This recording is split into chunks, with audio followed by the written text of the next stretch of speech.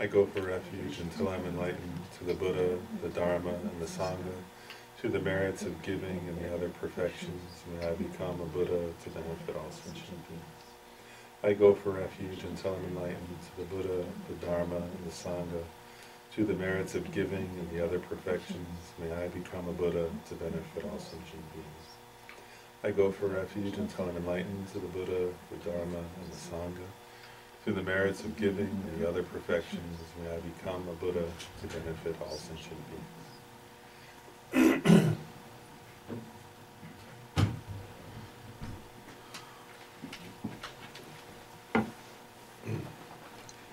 So even that verse right, mentions giving and the other perfections. Right? And so in the Lamrim, the middle-length Stages of the Path text by Lama Tsongkhapa, we're up to the section on the 6 perfections.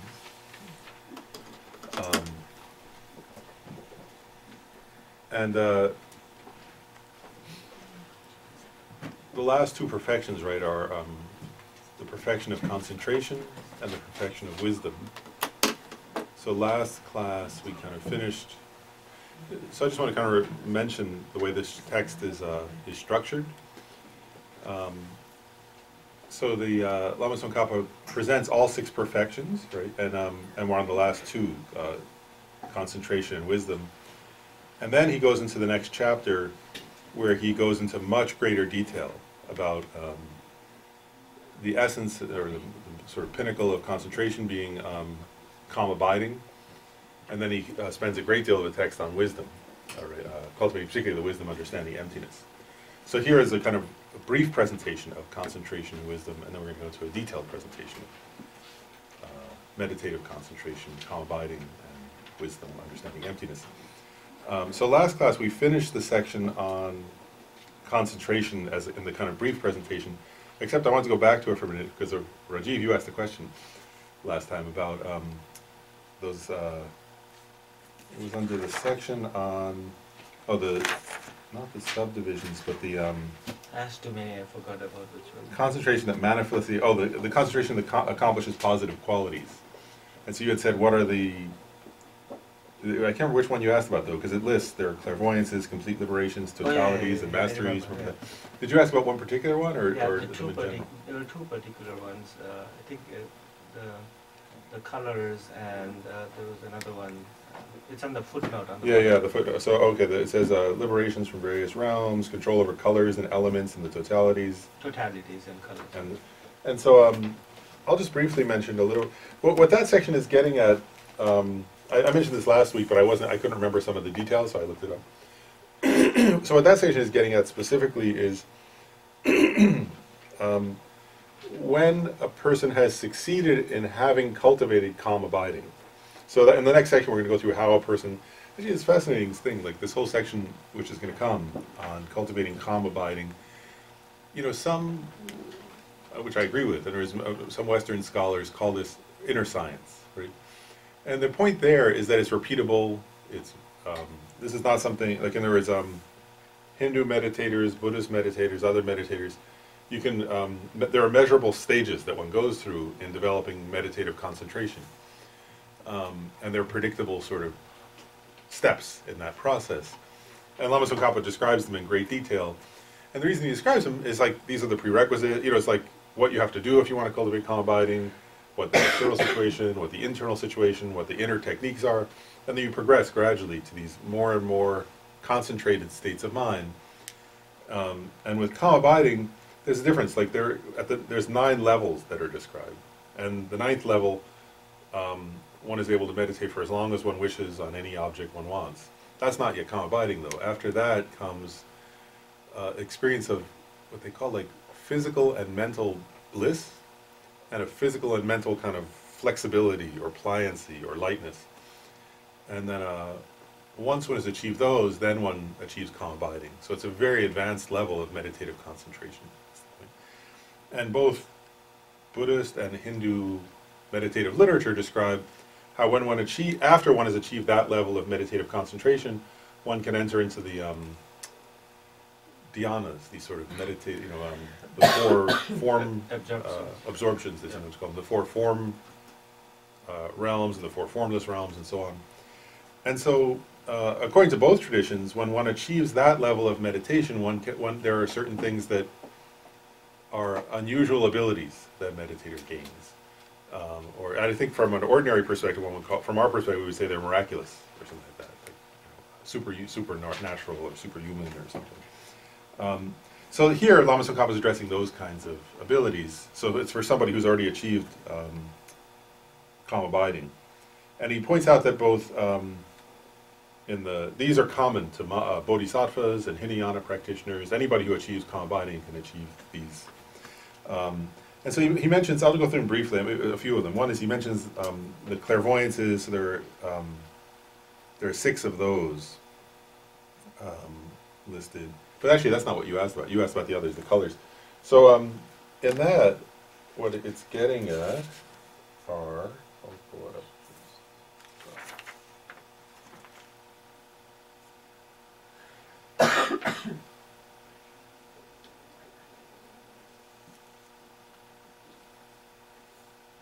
Okay, so one of those are the 8, here he calls them complete liberations. I'm using Art Engel's book where he calls them 8 deliverances. He's basing it on, actually Lama Tsongkhapa is basing his presentation on Arya Asanga's Bodhisattva Bhumi, the stages of the stages or the levels of bodhisattvas. And so those 8,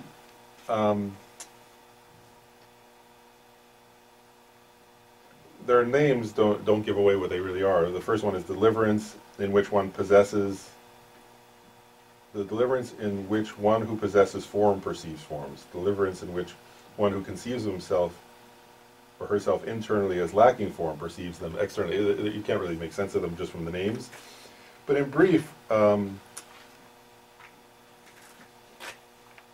what they are in terms of the thing like colors and so on, is that the person at this level of meditation, first of all, they have things like clairvoyance, which I won't go into, but they also have an ability, so when they, let's see if this is right.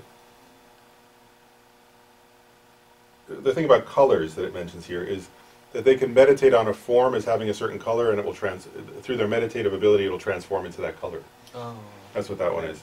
The one about masteries is mastery of the elements, and so that's the one we were talking about last time. That is that. So in other words, what they do is if they meditate on the water element as having the qualities of earth, they can walk on water and so on. If they meditate on a wall that's solid as having the qualities of air, then they can walk through the wall, and so on. So it's a mastery of the elements in that sense that they can then perform these miraculous feats, and so that's what that is. The other one about colors is that they can actually transform the color of objects just through meditation. So that's in brief what those are. There's more detail, but if you want, I can go into it more. But that's the general idea of what that is. And so all of those actually, there are long. Actually, I'll just say this: Asanga actually, it's actually Lama Tsongkhapa. The ones he mentions, he actually takes them from Asanga, but Asanga has a longer list of miraculous abilities even in his text. So Lama Tsongkhapa edited it down, I guess, to make it briefer. And most of the commentaries in the text actually don't describe what those are, so I had to go back to Asanga's text. He really, even Asanga doesn't, but Art Engel does a great job describing them in the footnotes. He kind of goes into detail what each one is, and it's how he translates each term from this Sanskrit and then describes what it is. So he gives a detailed explanation. So Dr. Lauren, I understand you'd include this beyond clairvoyances and clairaudiences into mastery of stuff. Because clairvoyances would be about seeing things, and clairaudience would be about hearing things. Oh, the clairvoyances, no, the list of 6 clairvoyances actually is not, it's not all about seeing, so I'll tell you what they are then.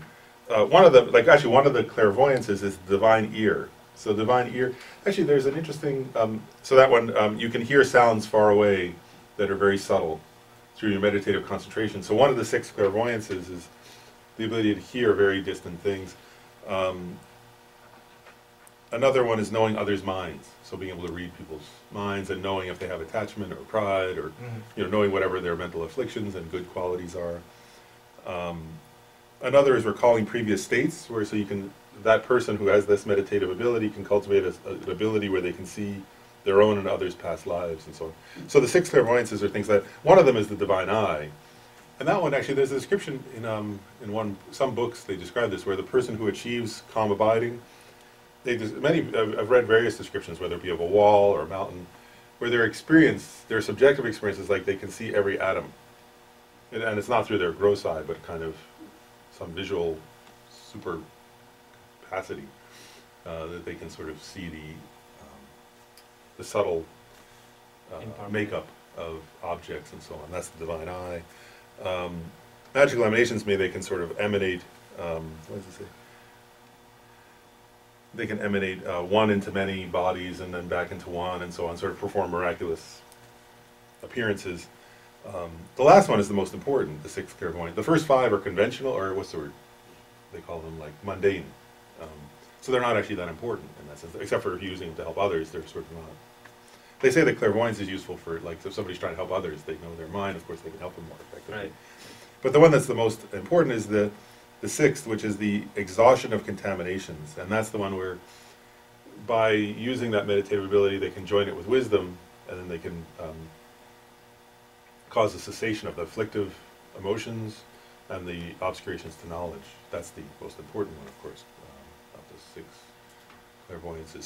So the clairvoyances aren't just seeing in this context. That's the best, I guess, English term for them, but there are these six sort of unusual abilities, again, that being has. I guess they're all ways of, they all relate to knowing something, whether it be the ear or mentally knowing past lives, or so they're all sort of forms of super knowledge. Maybe that's probably a better translation. These super knowledges. Yeah, that's actually Art Engel translated. This text translated in clairvoyance. Art Engel translates them as super knowledges, which actually, given what they are, is a better translation, really. Because clairvoyance is actually not the best translation, I think, to describe what those are. They're more super knowledges. They're all ways of knowing that are beyond what ordinary people can do. Interesting. What is the last one again? Say that again. I will call it the super knowledge that's the exhaustion of contaminations. And so the definition of that one is an abandonment of, so that one, the person not only has calm abiding, but has special insight. And through that, they actually are they're having the experience of actual abandonments of either the afflictive obscurations, the mental afflictions, or the obscurations to knowledge. So it's special insight, right? Yeah, so that one's special insight conjoined with, that one relies on special insight conjoined with calm abiding. So that's the point, is the special insight? But it has to be combined. I guess the point here is it has to be combined. Those two have to be combined. But that's the addition in, in that one? Yes, yeah, exactly.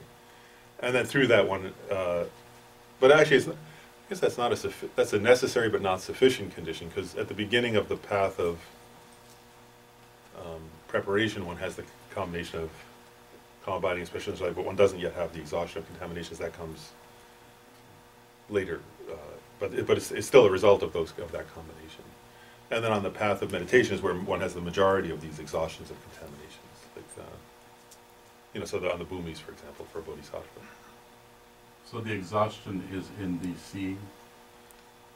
Actually, what they say is like there's the let's say this right. There's a term for this. There's like the uninterrupted. They call it the uninterrupted path and the path of subsequent attainment, I guess. I think it's the term they use. So it's where a bodhisattva, this is like, let's say an Arya bodhisattva on the bhumi, has the uninterrupted path where they're directly realizing emptiness. And at that time, what happens? There is actually a cessation, but then it's only when they come out of the meditative concentration that they know, right? I mean, in the time of their uninterrupted meditation on emptiness, all they're perceiving is a direct perception of emptiness, like water poured into water. There's no conceptual activity in the mind. So it's only afterwards that they then recognize, oh wow, through that meditation, there's been a cessation of a certain kind of anger, let's say, and that cessation would be an example of an exhaustion of contaminations, because it's an afflictive emotion that's then ceased. Which ceases in the seeing of it. That is the action that ceases it. So it's the seeing of emptiness. It's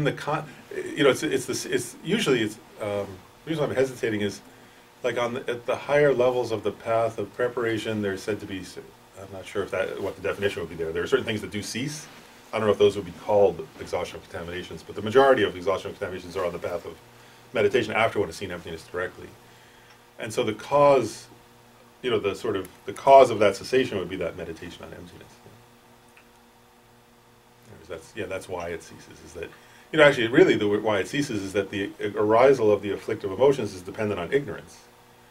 And that seeing of emptiness is overcoming ignorance, you know, is sort of uprooting ignorance, which then, as one sort of, actually they're sort of, they say on the path of meditation, right, the 4 through the 5 paths, there are 9 levels of afflictive emotions that are sort of brought to a cessation. But they're all brought to cessation through the meditation on emptiness, because it's overcoming ignorance, which is the sort of source of the afflictive emotions. So, Dr. Lawrence, it's the view that would seize the affliction itself. Say it again? It's the view itself. The view of emptiness. Yeah. Yeah. That does what? Seizes the affliction. Yes. Yeah, that's right. So the question is like, so the last one again, so you can vary when you meditate on karma binding, right? So that's before special insight. So is that a state of mind you achieve after special insight or before special insight? Which, karma abiding or this? The last one, the clairvoyance, the last clairvoyance. The last clairvoyance Because you arises, achieve your karma binding. you have to have both, karma Yeah, abiding and special insight. So you're talking about together? Yeah. To achieve those clairvoyance, you have to have both. No, the first 5, you don't have, you just have to have karma abiding, Yeah, but the last one you have to have both. you have to have, oh, okay. So the first 5 you only have to have karma abiding, but the last one you have to have a karma So you need a abiding. state of mind? Yeah. Oh. Okay, so then we'll go. So now we'll go on to the last of the 6 perfections, which is the perfection of wisdom.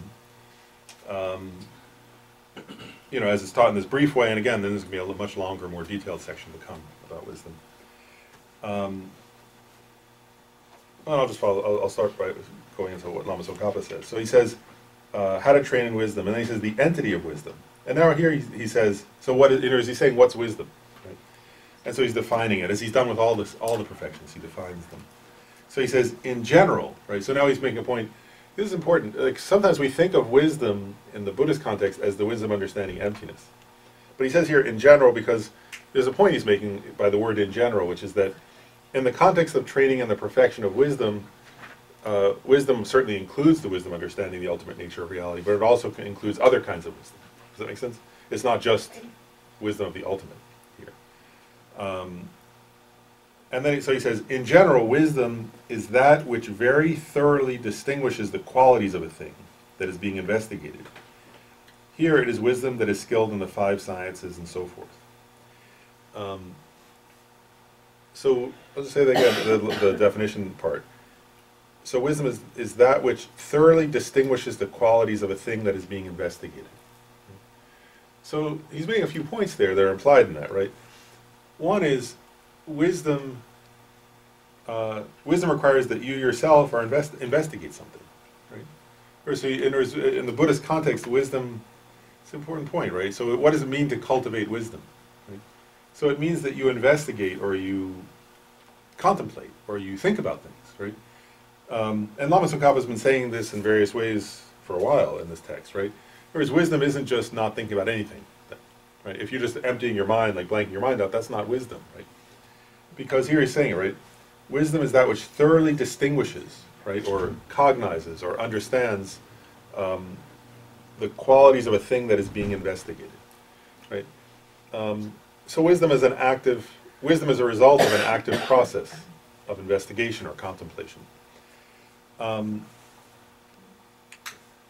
to make I'm going to go off on a very short tangent here, just to say a couple things. Like, one is, so wisdom doesn't come about by accident, right? Wisdom comes about through an intentional process of, as he's saying here, investigation or contemplation or thinking deeply, right? Until you come to, what does he say? A thoroughly, something like a a thorough distinguishing, right? You come to a clarity about that thing. Does that make sense? I often, when I get to this point, I often think of, I never remember the exact quotes, I always paraphrase it, but Sakya Pandita, great master of the past from Tibet, to paraphrase him, he once said something like, you know, if you, this is misquoting, but it gets at the essence of what he said. Basically, he says, if you want to be comfortable, forget about becoming wise. And if you want to become wise, forget about being comfortable. And the point being, like, you have to be willing to challenge, right? I think what he's implying there, right? One is, it's not easy to develop wisdom, right? It takes thinking deeply and questioning and challenging one's own assumptions, and one thinks one knows something, but then one, like, uses investigation, investigating more deeply, and so on, until one comes to a kind of clarity, or thoroughly distinguished, right? Means a clarity. And so one has to be willing to sort of, what's the word? That takes effort and energy and so on, to develop wisdom. You know, and that's what His Holiness Dalai Lama often says, doesn't he? He emphasizes that over and over again, right? So if you want to develop wisdom, what he says, like, you have to study and think and contemplate, and then study more, and then contemplate more. In other words, that if you want to develop deep wisdom, that's part of the process. I always liked when Khenpo Rinpoche would say, you know, asking questions is part of the practice of developing wisdom, right? And I mean, clearly he partly meant, he was teaching, so he probably meant asking him questions, of course, but also asking oneself questions, right? And asking questions and investigating them and contemplating, you know, and being willing to, what's there to say, right? Being willing to recognize, actually I was just reading an article recently where it was talking about, it was the same, it was getting at a similar point to the one I'm making. It was a scientific article, but it was talking about, you know, people who can more quickly acknowledge what they don't know or aren't certain of, learn faster, right? So we have to be willing to acknowledge what we don't know if we want to become more wise, right? Does it make sense, doesn't it? His Holiness says the same thing. It's very important to know what you don't know. It is. Isn't it? Yeah, and so that's all implied in this definition, I think. So some of that's the implication of the But definition. Dr. Lan, so basically Lama Tsongkhapa is saying analytical meditation, quote unquote, when he's saying Yep. wisdom. Yeah, investigation. So I mean, includes analytical. I mean, or the result of that. That would be the only exceptions. That would be right, because it says. I'll just read it again to get a point.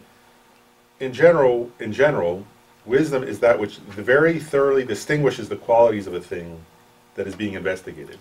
So for the most part, that would be analytical meditation. There's an exception to that. That it would be, because it's the thoroughly distinguishing also. So in other words, if someone, for example, the reason why it could be calm abiding meditation also is, let's say a person does a thorough investigation and comes to an insight into, say, the nature of impermanence, or the nature of emptiness, for example.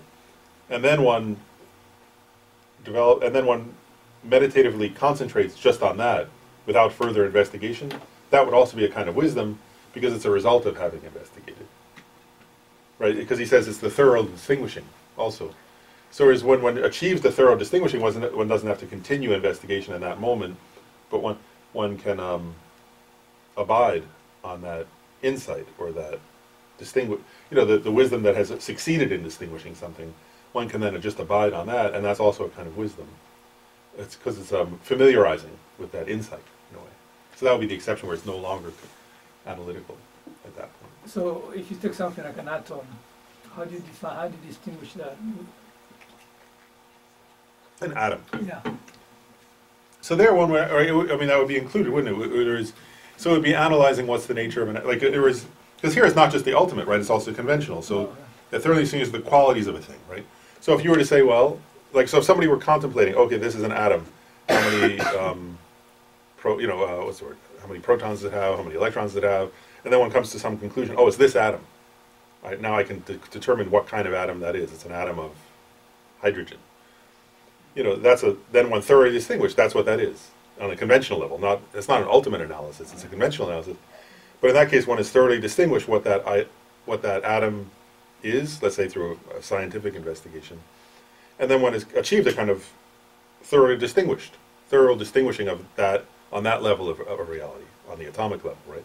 One maybe have a subatomic that one doesn't know about yet, but on the level of atom, one is succeeded in thoroughly distinguishing. Oh, it's not oxygen, and it's not, you know, carbon, it's hydrogen, let's say.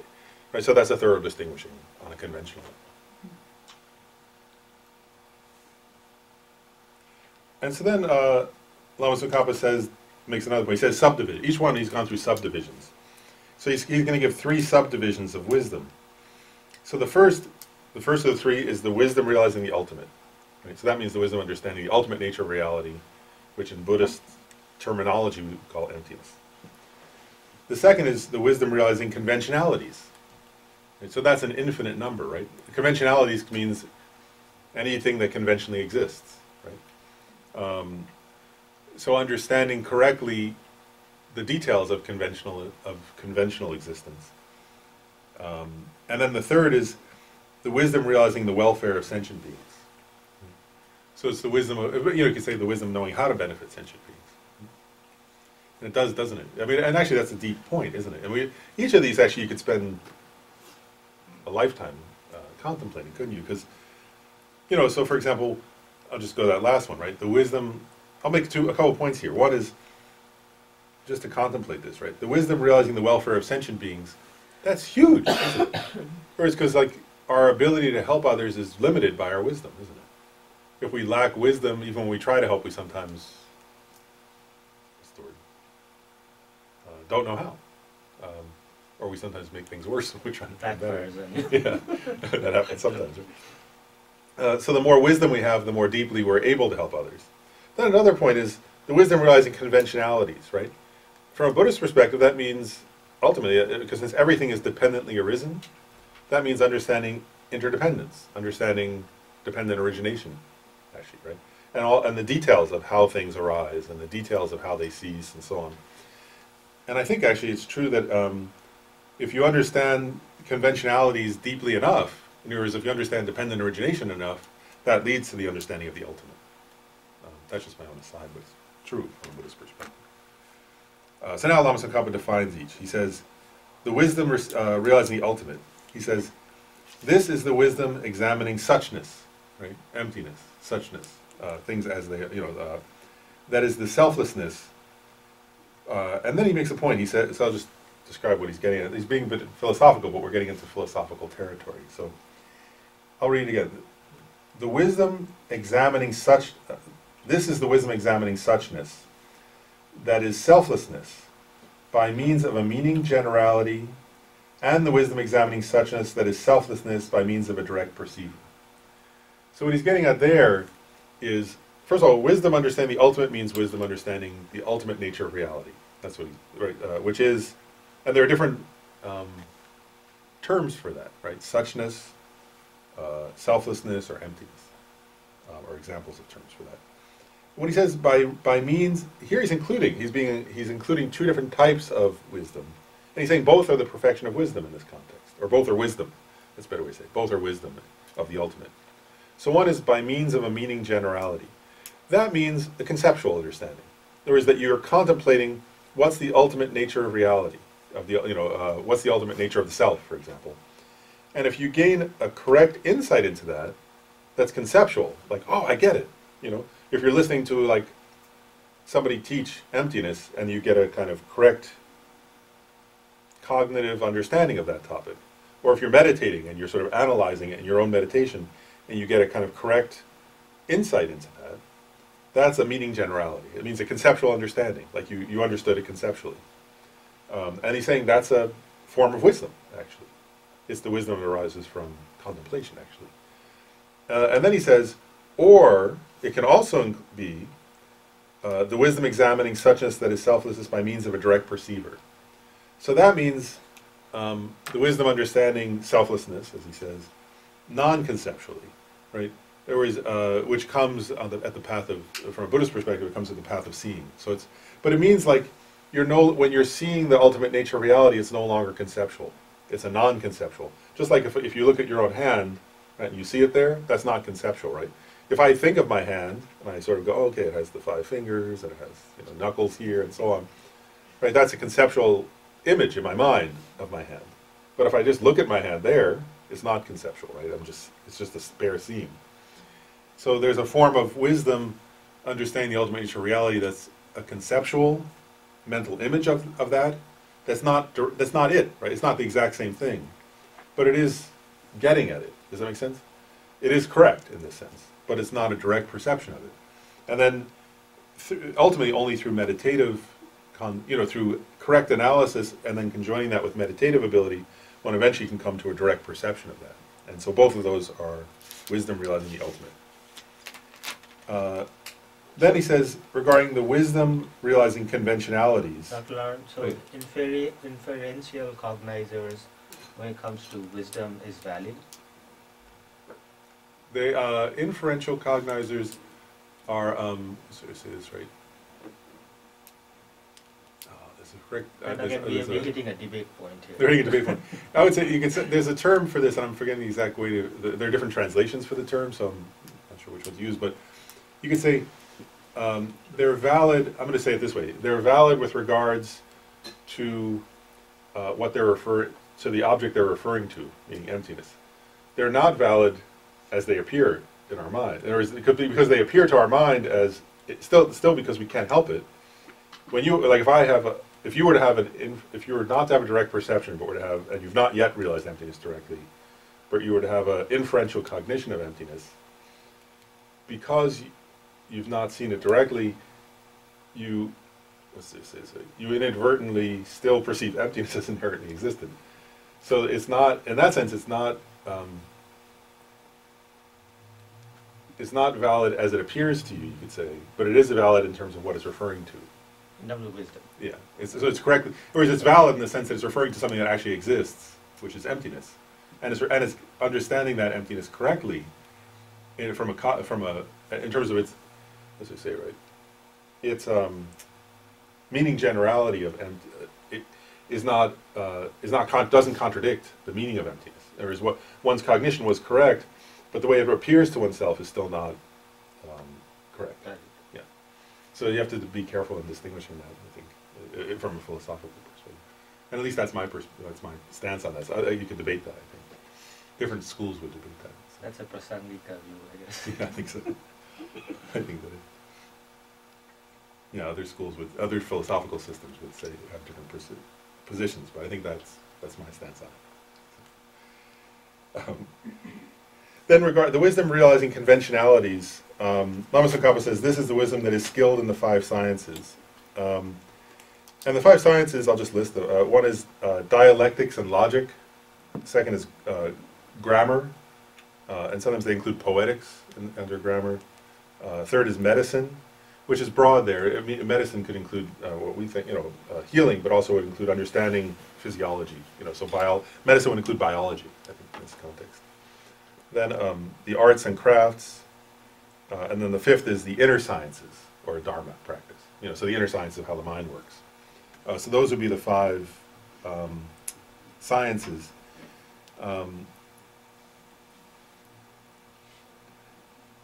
And so in a sense, actually it's an interesting point, isn't it, though? So like the 5 sciences would be,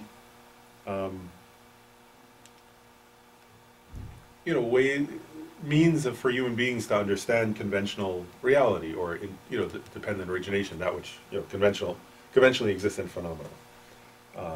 So that would include like scientific inquiry. And then the last is the last of the 3. He's just defining, right? The wisdom realizing the welfare of sentient beings. He says, this consists in knowing how to accomplish without misdeeds the welfare of sentient beings in this and in future lives. So it's having that kind of wisdom, right? The wisdom that knows how to help people in the moment, how to help people over the course of years into the future, and then how to help people over lifetimes into the future. And there you can actually, you just contemplate there. You can see how it is true, isn't it, that the more wisdom one has, the more effective one is, and the less wisdom one has, the less effective one is in helping others. What's the point of without misdeeds? I think there he's making a point of, saying Because how to accomplish without misdeeds. I think there what he's getting at, I think, the way I take that, is without oneself doing misdeeds. I understand that, but. Yeah. And I think because, what I think he's implying there, at least is the way I take that, I'm not sure, the commentary didn't explain it, but my own way I take that is, there are many examples in Buddhism of people trying to help. They usually often give this with parents, right? Like parents are trying to help their children, but then they do bad deeds to help. So they do something negative in order to help their children, which in the long run creates an obstacle. So I think it's getting at how does one help others without doing that. I think that's the way I take it, at least. But do you take it differently? Or do you see it differently? The question arises, I mean, like the bodhisattva on the boat, what exactly are we distinguishing? Sometimes it's better to help sentient beings with misdeeds. There are examples of that, so then what is being delineated, what is being distinguished? Well, and part of that, even there, I guess, becomes interesting, right? Because, like, that's another, again, there's a debate on that topic. Like, when a bodhisattva does something like that, is it a misdeed or not? It becomes a point of debate, too, right? Like, if the, in other words, if the issue is motivation. But they sometimes come down and say, some people say it is still a misdeed. So it's a debate point, I think. It's an interesting one. Is it a misdeed or not if you do a negative action of body or speech, but it's motivated by extreme, overwhelming compassion? That's, I think, a point that can be debated. Actually, there's no way to know. I mean, only after the fact you get to know. That's the beauty of it. Or if you're clairvoyant.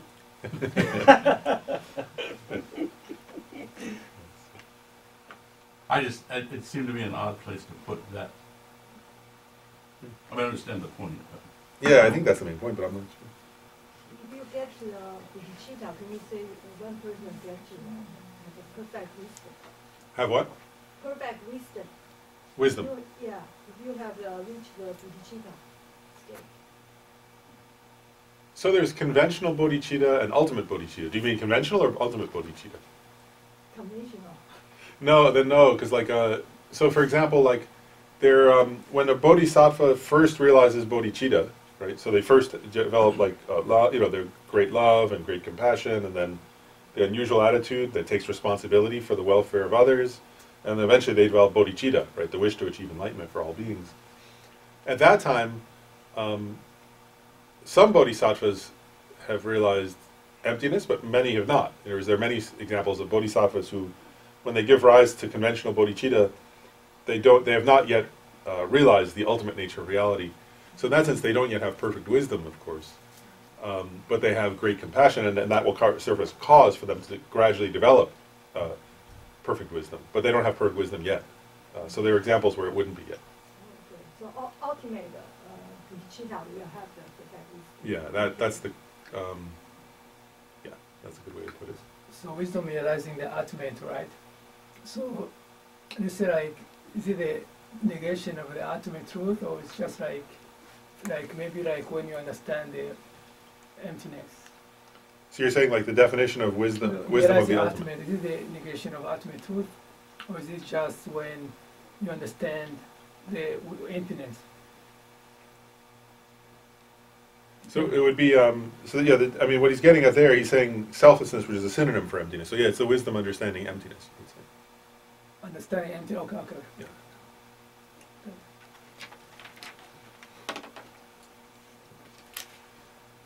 So then Lama Tsongkhapa gets into the next section, which is how to generate wisdom in one's own continuum, meaning one's own mental continuum, one's own mind, in a sense, over time. And so, as he often does, he begins with the advantages of generating wisdom, right? And remember, Lama Tsongkhapa does this for many different things, topics, as we've seen in this text. So what he does is like, part of the idea there, I've said this in other contexts, is like, we don't seek anything unless we see the benefits of it, right? Like, there is nobody ever, it's just normal point, right? Like nobody, and there is like, you know, people go look for a job because they think it's somehow going to help them, right? Or people try to find like a, you know, go shopping because they want to buy something because they think it'll make them happy, or they go try to meet somebody to have their new friend because they think that'll make their life better. You know, so you have to have some idea of why would I bother doing this, right? And so he's saying people aren't going to seek wisdom unless they have some understanding of the benefits of wisdom. So he begins by saying, let me say a little bit about the benefits of wisdom. And I think there's more about that in the section on wisdom to come. I think, if I remember right, he goes further into the benefits of wisdom. But here he starts with a quote from the 100 Verses on Wisdom, in which it says, "The root of all positive qualities, the seen and the unseen, is wisdom. Thus, for the sake of accomplishing both, wisdom should be fully embraced." In that context, by the way, the seen are one's own good qualities, and the unseen are others' good qualities. So, as Jeff just joked, you know, unless you have clairvoyance, somebody joked, right? If you have clairvoyance, then maybe others' good qualities can be seen. But otherwise, one is, you know, there are inner good. In other words, there are inner good qualities in other people that we can't see. We can see their external behavior that reflects certain good qualities, but we don't know ultimately all their good qualities. So, but here he's making a point, right, which is an increase in positive qualities comes from wisdom, understanding how to develop those good qualities, right? So even like, we could even say, you know, not talking about not the ultimate nature of reality yet, but for example, becoming a more loving person, right? That requires understanding how you go about becoming a more loving person, right? And what are the obstacles to that, and so on. So, you know, whatever you're trying to cultivate, in that sense, in terms of positive qualities, you have to know how to do it, right? And then also in terms of karma, right? In other words, creating good karma and avoiding bad karma. That's a kind of wisdom, right? Knowing what is good karma and what is bad karma, and knowing the detail. The more detail you know about that, the more you can practice it. So in that sense, if you want to accomplish any sort of good quality, you have to have a certain amount of wisdom, at least the wisdom of how to do that. But Dr. Lara, even on a conventional level, I mean, it is very simple example. Like, if I'm looking at you and I'm seeing the difference between you and me, probably the affliction would arise. But if I look at you and let's say my mind says you are white, I'm brown, that brings an affliction there. But if I look at you saying we have so much things in common, you're a human being, I'm a human being. On a conventional level, that is a wisdom actually. And it does translate to something valuable. Because now I'm seeing more good in you than more bad in you. Well, and part of that is also, I mean, there are two kinds of wisdom implied, I think, in what you're saying. One is the wisdom of seeing what we have in common, let's say. But another is also, there's a wisdom implied in what you said, I think, which is the wisdom of understanding something about your own mind, right? In other words, there's a wisdom that comes from, that can come. If a person investigates, oh, let me try, I'm going to look at, like I'm going to investigate, going back to Lama Tsongkhapa's term, right? And I'm going to notice, oh wow, when I look at these people and I see my differences from them and how they're like this and I'm like that, then I become more, certain mental afflictions arise more. Then when I notice how we have things in common, I feel more sense of connection and warmth and affection and kindness.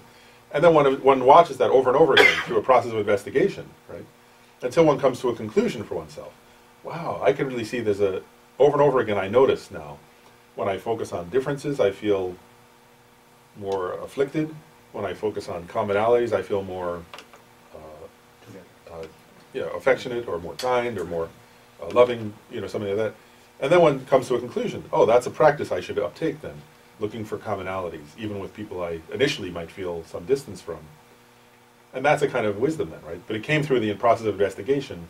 So let's say you heard the Dalai Lama notice that, like sometimes we'll go around saying, like, brothers and sisters, we're all similar, we all have 2 ears and 2 eyes and so on, So you might hear the Dalai Lama say that, but then you have to investigate. The point is, like, for wisdom, the first is hearing, right? I'm just giving an example, right? You would hear the Dalai Lama say that. But then you have to investigate for yourself. Well, is that my experience? Like, in other words, when I look at people of a certain type and I see some difference, what happens in my mind? And then eventually you come to a kind of clarity, right? Or how does he call it? A thorough distinguishing. Right? But it's like an actual insight, right? Oh, wow, I can see it now. It's true. In other words, when I focus on those differences, I become more angry or fearful or something, whatever that would be. And when I focus on this other, I feel more warm. That would be the kind of wisdom. And then based on that wisdom, it becomes easy to cultivate a positive quality. Yeah, certain traits like praising someone, they don't come unless you hit a point where you see that. I mean, and that's a wonderful tool, actually. You praise someone for something good in the person, and that's a wisdom that you look at. And that, like, your wisdom allows you to at least have that view of the person and praise that person for that. Yeah. And like last time you said, praise is probably one of the best tools you can use to encourage people. Yeah.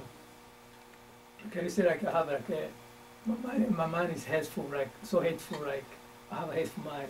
And then I go to his honest teachings, and then when I go there and then I feel compassion. Is it the compassion I'm feeling like coming from his honest, or is it coming from me? I think what you're getting at in the question, I'll say it like, is that there's, it's a really important point, which I think we get into later, but I'll just say it now. That sometimes wisdom is broken down into 3 types that are related.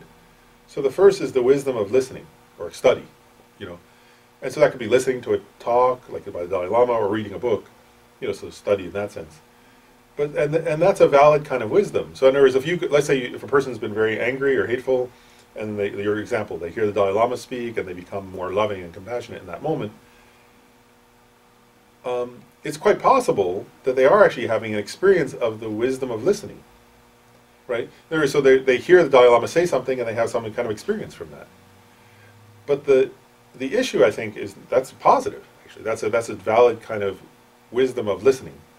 But what's important then is that the person then go when they afterwards and so on, that they go back to what the Dalai Lama said and they start contemplating it, right, and thinking, well, what was the meaning? How did he? Why did I experience that? What was it? What was it that the Dalai Lama was saying that made me have a different experience? And what was his point? And do I agree with his point? Does his point agree with my own experience, my direct experience of life, and so on? And by contemplating that over and over again, first of all, that's developing the wisdom of contemplation, right? Which is the second. After listening, there's the wisdom of contemplation, I'll call it.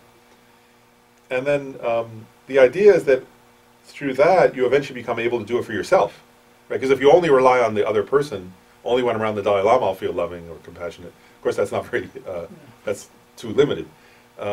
So then by thinking, this is a cognitive, it's a, what's the word? Yeah, cognitive or theoretical, it's like one's using one's mind, imagination, thoughts, and analysis, analyzing one's own life, analyzing one's own experience, think of the words the Dalai Lama said, think of the underlying idea behind it, in this example. And then eventually you gain this wisdom arisen through contemplation, where it's your own insight. Does that make sense? Through your power of your own reasoning. Then there's the wisdom of meditation, where you meditate on that. And that deepens the power of the contemplative wisdom until it becomes more deeply experiential. So I guess my point is that what you're describing is actually a valid kind of wisdom, but it's just the first of the 3, right? And we need to cultivate all 3, so we have to go home and contemplate it then. So it's being like a condition, right? It's always being like a condition, right? Yeah, he's a condition for the arising of it. Yeah. And we need that, right? We need somebody like His Holiness Dalai Lama or other teachers to initially have us, present something to us like that. But then if we're going to cultivate wisdom we then have to first listen and then go contemplate it, though, too, in order to cultivate it. Because Dalai Lama himself always says that, right? Like, the point isn't to somehow become just reliant on him, it's to, he would say that, right? Go home and study and contemplate, think about it, analyze it, and so on. So that it becomes your own, a wisdom that arisen from your own analysis and your own reasoning and your own experience.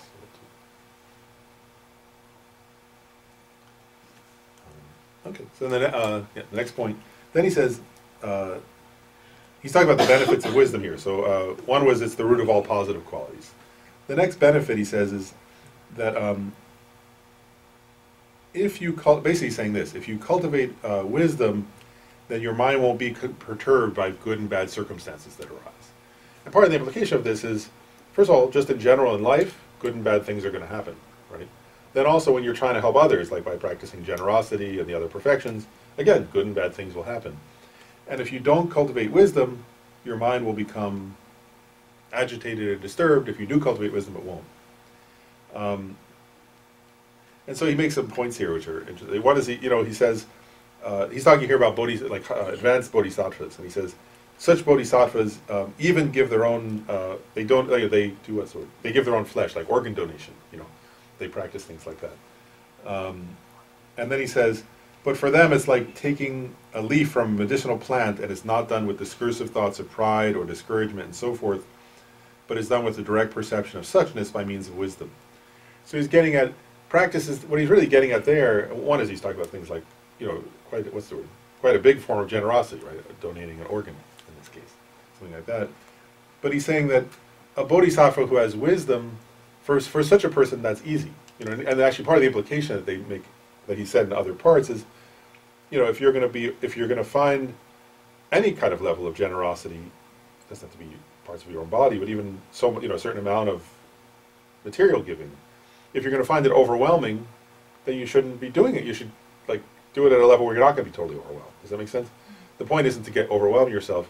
And what he's getting at is if you train gradually, cultivating wisdom and generosity, then eventually all kinds of generosity that at first seem difficult will later seem easy to you. And so he's saying, don't overwhelm yourself, don't push yourself beyond your limits and make yourself agitated, but practice generosity while cultivating wisdom, and your capacity for generosity will be such that eventually you'll be like what he's describing here, right? He's saying a bodhisattva who's approached it in that way, they reach a point where for them, giving away even an organ donation is like giving somebody a piece of, like picking a piece off the what's it called, like an aloe plant, right? Giving somebody a piece of aloe. Like for them it's like that, like they're just happy to give it, right? Like if you have an aloe plant with a lot of leaves and you have somebody you care about there who's like got a burn or something, right? Then you might break off a piece. Oh, here, put this on there. And you're like so happy to give them that. It's no big deal to you. You're like, of course I would give this, right? It's like no hesitation at all. And I think what he's getting at here is, for a bodhisattva at that level, they experience even giving part of their own body like that. They're like happy and it's no big deal to them. At that point, of course, they would do that. But what he's getting at is that comes about through wisdom. That's the cause of that. So he's saying you'll get that kind of quality through wisdom. Then he says, by means of wisdom, seeing the problems of existence and peace, he practices ethics for the welfare of others, thereby purifies his ethics, the means of wisdom. So, and now what he's getting at next, I'll just describe it more generally without reading the words. What he's saying also here is, if you cultivate wisdom, all the other perfections become relatively easy to practice. If you don't have wisdom, then they're difficult. Does that make sense? Like so, and I'll give an example. What is he getting at here? Like he uses the example of ethics, right? And so part of what he's getting at is, if we don't have wisdom, first of all, there are various levels of problem. One is, if you want to be an ethical person, but you don't have the wisdom of understanding what's right and what's wrong, of course you're not going to be that successful at being ethical, right? Because we'll keep making mistakes and doing the wrong things we don't know.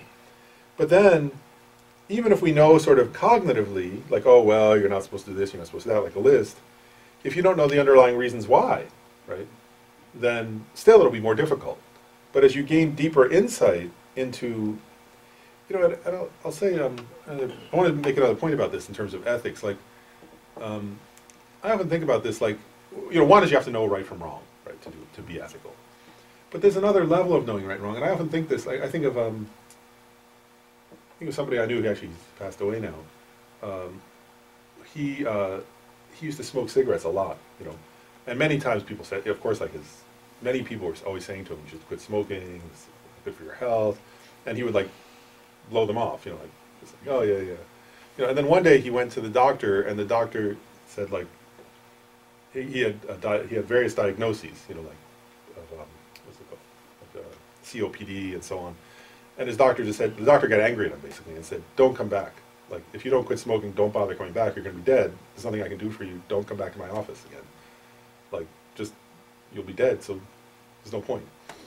And he went home and quit smoking, and he had some kind of an insight, right? I guess my point is, like, he had an intellectual knowledge before that smoking's not good for your health. But there was something in that moment where he looked at himself and had a realization, oh wow, this is actually going to kill me, and soon, and so he quit smoking at that point.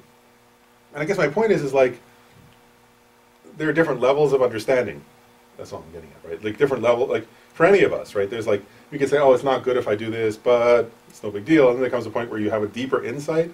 You go, oh, I don't want it. Like, it's like, you know, oh, it wouldn't be, it's ideally I shouldn't do that, versus like a visceral wisdom, understanding I need to stop that. And part of that is, so what he's getting at here, I think, another level of it is, if you cultivate a kind of deepening wisdom, then ethics becomes easy. Does that make sense?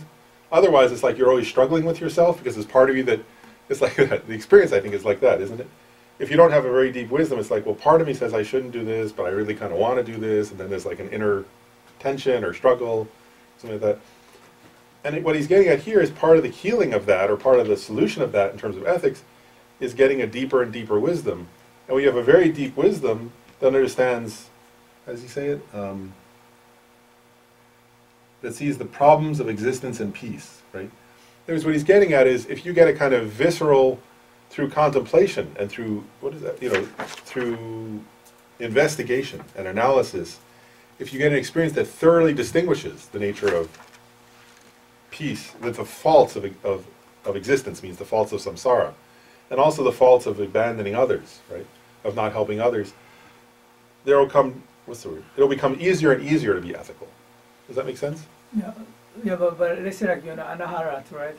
And then you realize like emptiness directly, right? Then what? I mean, you can break the law. You can still like, so you have wisdom, realize the emptiness directly. So you wouldn't care about like keeping the vows. Which vows? I mean, like more like the 10 vows, like 5 vows. I mean, it wouldn't matter, right? Actually, arhats do keep those vows. I mean, but what do they need to keep it? You have wisdom. Because part of their wisdom, though, you have to remember. I mean, if you realize emptiness directly, and then you still need to keep the vows. You know, yes, you do, and the reason why actually is this: is that it's like if you understand the meaning of emptiness, right? The meaning of emptiness is the same. Actually, you could say it's like a synonym for the meaning of dependent origination. And so part of that means that even say, as you're describing, an arhat who's seen emptiness,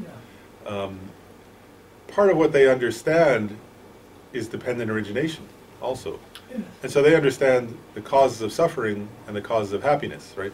So such a person understands the ultimate nature of reality, but they also understand something about the conventional nature of reality.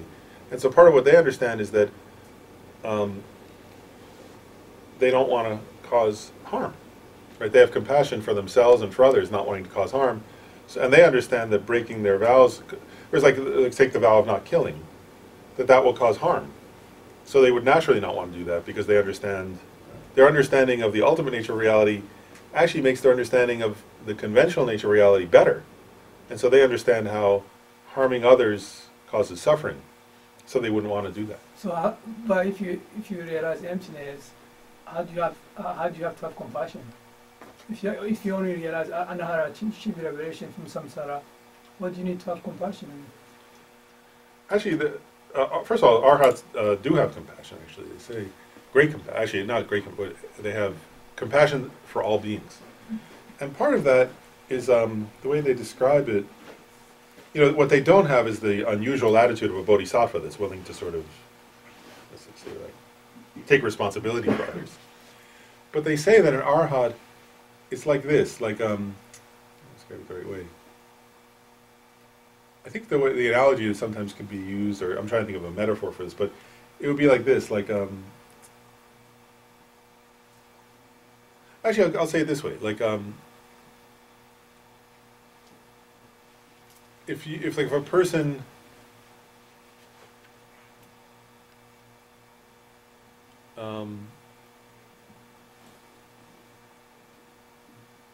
had like a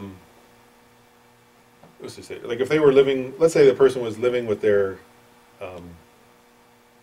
family and friends, and everybody had like a certain painful experience, like poverty or disease or something like that, right? And then yourself, you get free from that, right?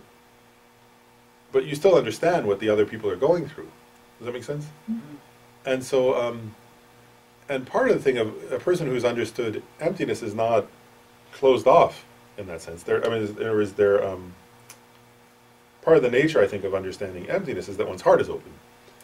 And so I guess my point is like if you think of everyone you ever knew, right, if they were all going through some difficult experience and you became free from that, then when you think of them, it's natural, actually, right? It's natural that one would feel, oh wow, I know what they're going through, actually, or as I've been in that. And so there's a natural experience of compassion that just arises from, like, because one has been in the suffering and then one is freed from it, but one still feels, one still understands what the others are going through. So the experience of compassion is said to be natural, actually, for a person who's understood emptiness. You know, and it's very normal, I think, right? Like, in other words, you just see ordinary, I mean, I'm just giving an analogy, I guess that's my point. Where you see, like, ordinary people, many times you see this, right? If the person, like, had a certain disease and thought they were going to die and somehow they recovered, that when they see others suffering from that disease, they often want to help in some sense. There's a kind of natural process that happens. So for arhats, or for our, for people who are achieving individual liberation, they say still that kind of compassion is a natural byproduct or a natural expression of who they are. The difference is not that they don't have compassion. The difference is they don't have that quality of taking responsibility the way bodhisattvas do. Is that? Yeah, makes sense. Okay, but so overall what Lama Tsongkhapa is saying here really is just that all of the other perfections become easier to practice purely if you have wisdom. That's really, does that make sense? So again, it's easier to be patient if you have wisdom. And I think part of that, I was just making this point, you know, he says it's easier, I think, and one is, it's purer, right?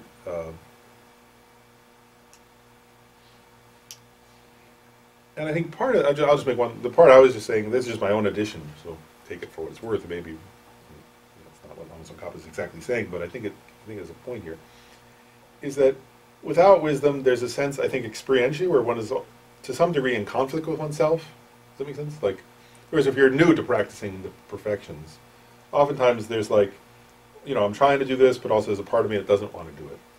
Or there's a part of me that's sort of like hesitant or resistant.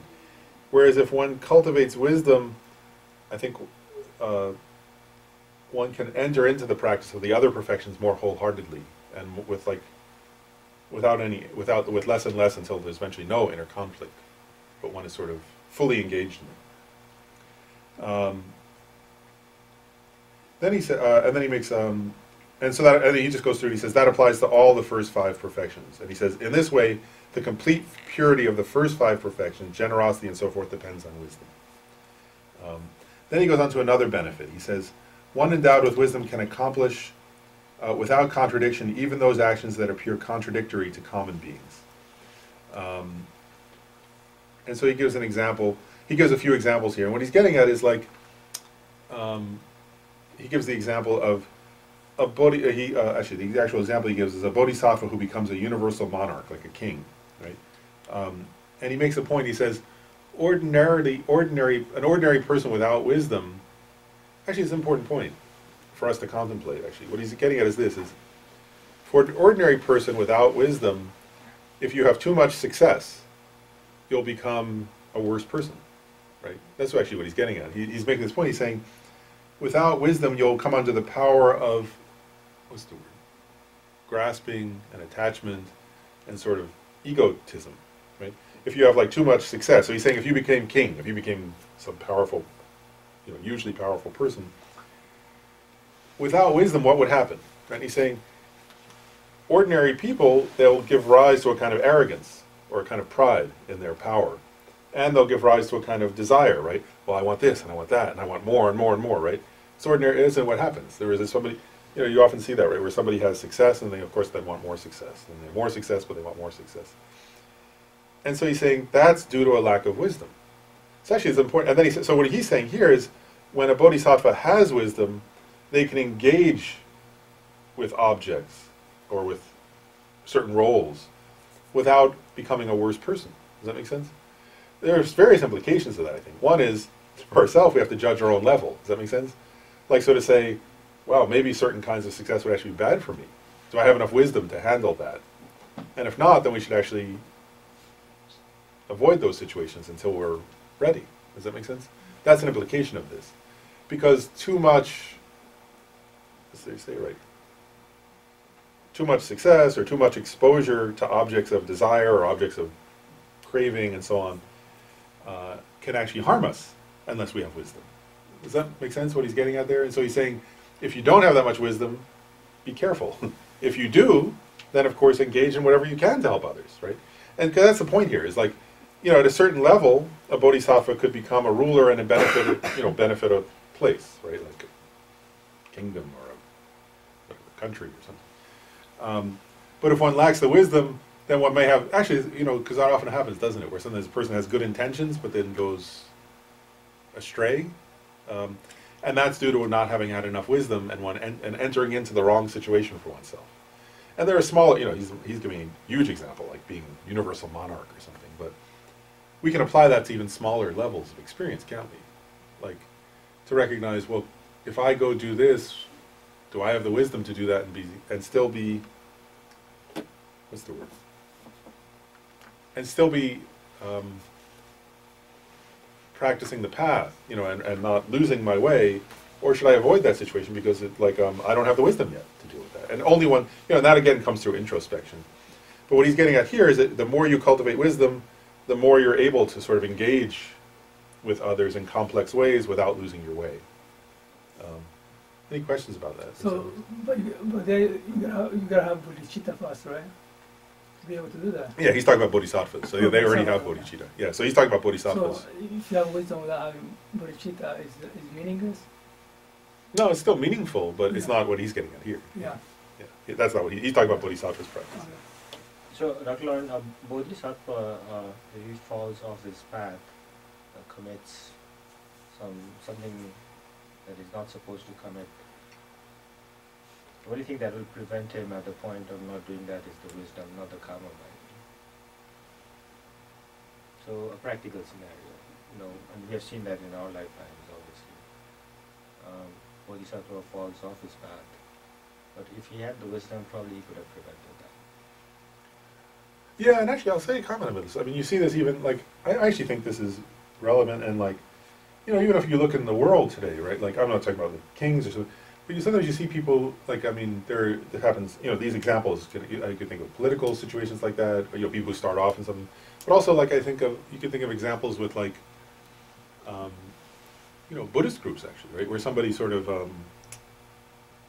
you know, you see examples where somebody becomes, like, a well-known teacher, and people start adoring them, and you could tell, like, I remember, like, I've said this story before, like, we were when I was with Gyumen Khyentse Rinpoche and the Sonless Dalai Lama at Connecticut, we got to, like a group audience, and the Dalai Lama was very funny. He saw Khyentse Rinpoche and he started, like hugging him and sort of, like the way monks do that with each other, because, like, kind of going like this to him and stuff, and then he turned, there were, like, a whole group of us there, and he said, I've known him for a long, it's only Dalai Lama said, I've known him for many years, and he said, he'll never cheat you. And we all started cracking up, because we know Khyentse Rinpoche, he wouldn't, you know, he wouldn't cheat anybody, you know, he's like, so we all started laughing, and then the Dalai Lama said, you know, I'm not joking, he said, there are a lot of people who will cheat you, Buddhist teachers will cheat you, and he said, but he won't, and so I know him, and he said, but others will, and my point is like, you know, like, there was, I'm just getting a point, like, Khyentse Rinpoche has wisdom, I've seen him, I've spent time with, like, you know, so people give him offerings, and he, like, he doesn't care, you know, whatever, like, people adore him, he doesn't care, people don't like him, he doesn't care, but the point is like, if you get caught up, you know, I'm just making your point, right, whereas if somebody, like, reaches that, what's the word, if somebody doesn't have wisdom, right, then it's hard, right? So, like, if people are going, oh, you're so great, you start to, oh, wow, I'm so great. That really must be true. That must be really important. Something like that. And then it, like, again, you lose your way, right? You could start off with a good motivation, but lose your way. Or, like, whether it be money or whether it be people, you know, sexual misconduct, this happens, and so on. Part of the implication is that would be due to a lack of wisdom, right? And so one shouldn't be in that role at that time, right? Until one has the wisdom to play that role. As part of the implication. Lauren, Yeah. I have a question, but I'm not quite sure how to articulate it. A few minutes ago, you were talking about wisdom and how ways of acquiring wisdom.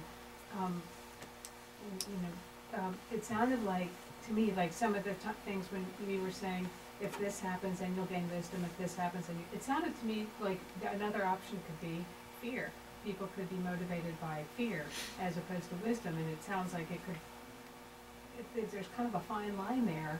So give me an example what you mean. I'm not sure I get the like because. I'm trying. I wish I could remember what you some of the examples you had just given. Let me look at that sentence again.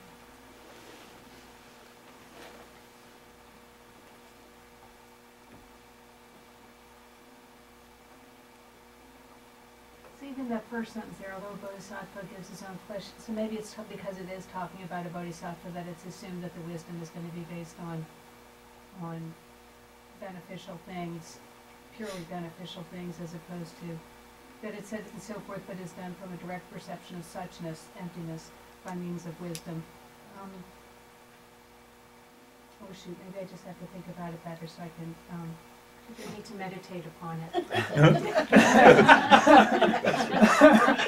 The reason why I asked, the reason why I just wasn't clear. Well, first of all, I'm not yet sure exactly what, but because also even within fear, one point I'll just make is that even in Buddhist psychology, there are certain like what do you call it, like mental mental states, I'll just call them, that are by their very nature positive or by their very nature negative, right? Like, so for example, hatred, right, is by its very nature a negative mental state. But fear is one that's like there's certain ones that can be positive or negative. So fear can be positive or negative. Like there was so that's why when you said fear, I just wondered because like so for example, if a person doesn't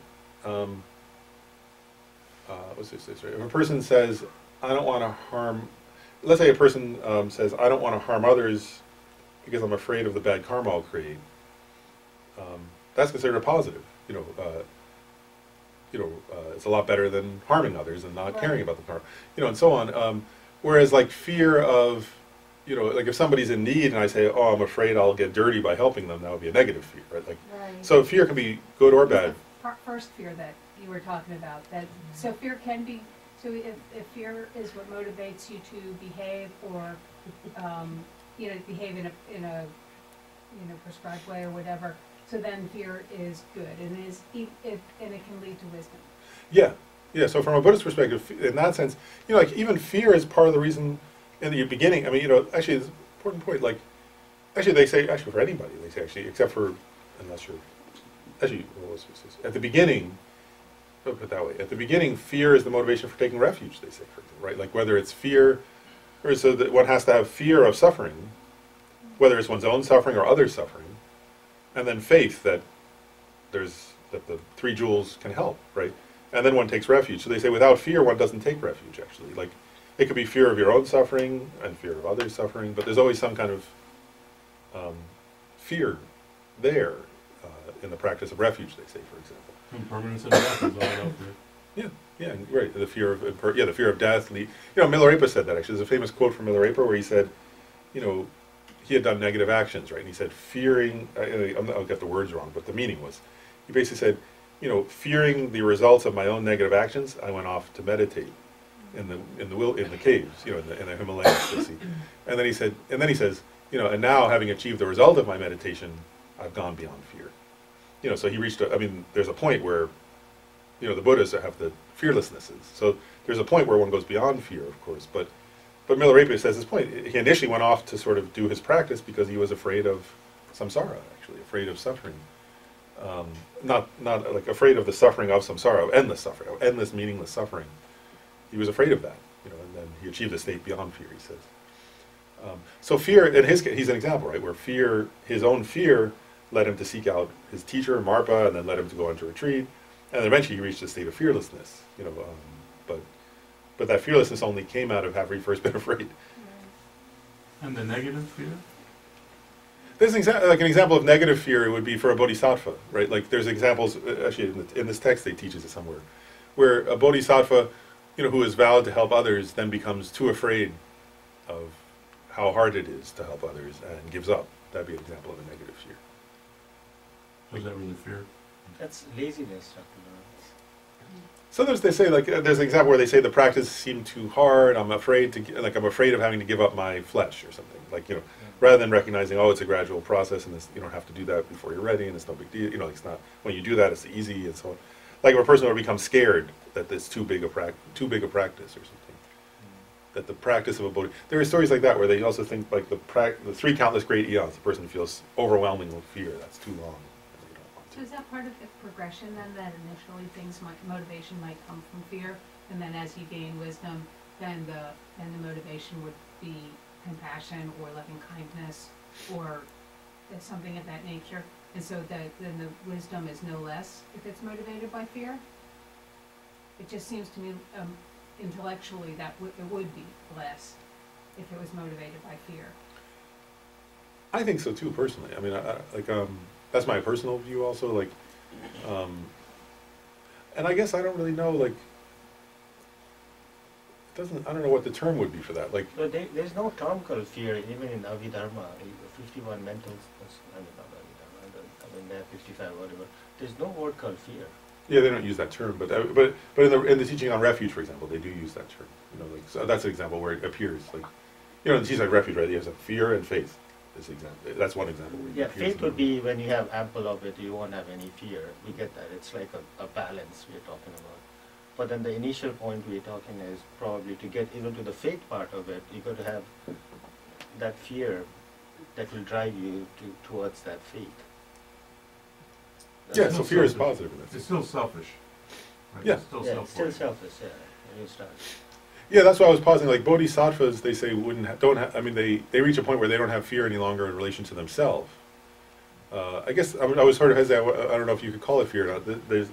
Sometimes they use a term in Mahayana refuge, where they'll sometimes say bodhisattvas no longer have fear for their own self, but that they have a kind of a fear of others continuing to suffer. I mean, so sometimes they use that term, but I'm not sure if that's. Yeah, I don't know what the Tibetan term is. I'm not sure about that terminology. But just getting to your point, I don't know if that's the right. I'm not sure if that's really fear. You or if it's articulate my something else. question, but you hit it spot on with your answer. That line, I was just thinking, so from Abhidharma point of view, when you talk about mental states, Ri and Otapa, meaning same and decorum, those are the 2 things that probably comes closer when you talk about fear. Right. Does that make sense? Yeah, I mean that does, but in this context, like say take the example of refuge. I'm just going to give you an example of like the most basic level, like low scope refuge. That's a different one because they're talking about the person is there are many stories, actually many examples of Buddhist, many examples in the sutras, for example. Like there's an example of a guy like where the Buddha showed him, you know, like if you continue in this way, he gave him like a vision of his future rebirth in the hell realm, and the guy became terrified, like just utterly terrified, like. You know, like, wow, I'm going to suffer. It was totally selfish, right? It wasn't like, there was no, this was like a person who was like a bad person, actually, right? And then they get a vision of like their future life in a hell or something. And they become terrified. And therefore they say, I'm going to stop doing that because I don't want to suffer. Now that's not a bodhisattva, that's a, you know, actually kind of bad person initially. But my point just is like, so sometimes it's just abject fear though, like that's described.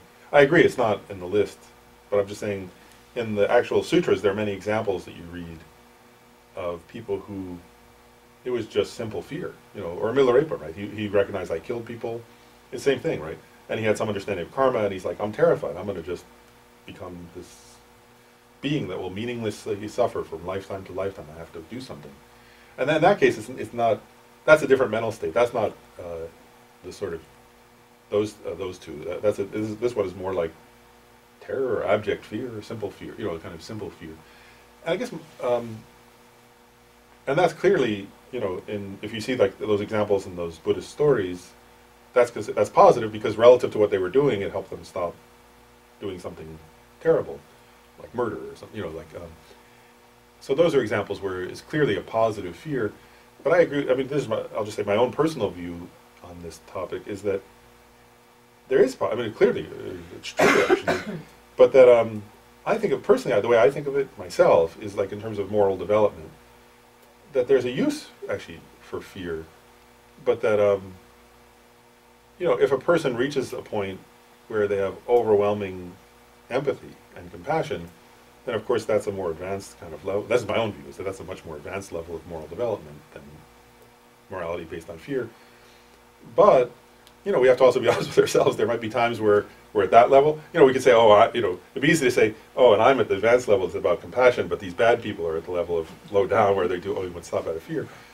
But part of my point here is, like, we have to be honest with ourselves. There might be times where it's like, well, I don't, you know, the empathy isn't really working, but maybe fear will, or so, you